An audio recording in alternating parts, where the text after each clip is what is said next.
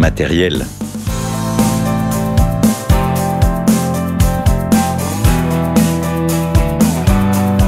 Vérifiez la surface sur laquelle va être posé le revêtement. Elle doit être lisse et propre, sans trace de peinture. Si le mur est peint, il faudra poncer ou décaper la peinture pour avoir une meilleure adhérence.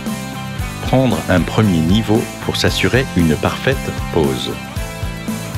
Préparer le ciment colle. On met de l'eau dans un seau et on rajoute peu à peu le colle à verre. On bat avec le mélangeur tout en continuant à verser du colle à verre jusqu'à obtenir une consistance homogène et suffisamment épaisse. Étalez le ciment colle avec l'aide d'une truelle dentelée progressivement. Ne pas l'appliquer directement sur une grande surface, surtout si la température ambiante est élevée, cela évitera qu'il ne sèche trop vite. Étalez une légère couche sur le dos de la plaquette, double encollage, pour une adhésion parfaite et commencez à poser le matériel. Il est recommandé de commencer par la face la plus visible du mur. Ainsi, les parties coupées resteront aux extrémités, dans les endroits les moins visibles. Si la superficie à couvrir contient des angles, il faut commencer par là. Posez la plaquette suivant le niveau et ajoutez les croisillons pour que les pièces gardent la même distance entre elles.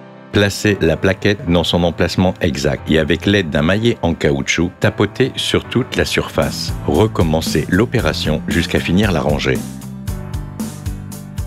Vérifiez à chaque fois l'horizontalité des rangées pour pouvoir corriger de possibles écarts de niveau.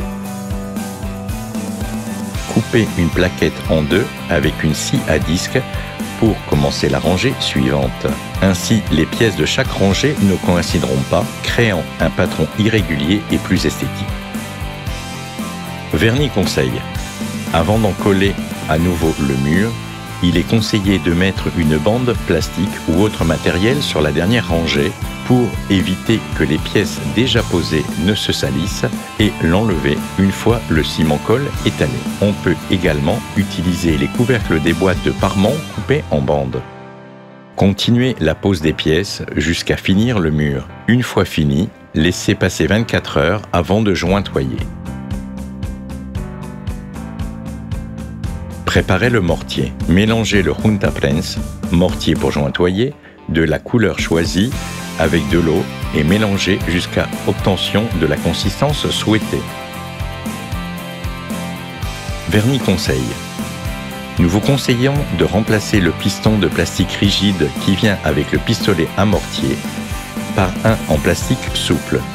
Ces éléments viennent inclus dans les packs de rechange d'applicateurs de mortier. Remplir le pistolet avec le mortier et vérifier son bon fonctionnement et la consistance du mortier. Remplir les joints avec la quantité désirée et attendre qu'ils sèchent. Évitez de tacher les pièces, mais si tel était le cas, laissez sécher le mortier 3-4 heures et ensuite nettoyer. Une fois le mortier sec, passez un fer à joint ou similaire pour obtenir une bonne finition. Vernis conseil. Il n'est pas nécessaire d'acheter un fer à joint.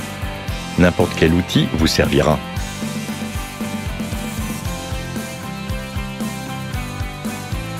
Nettoyez les joints avec une brosse ou un pinceau pour enlever les excédents. Finalement, passez une éponge sèche pour retirer les restes. Ne jamais utiliser une éponge mouillée. Appréciez le résultat.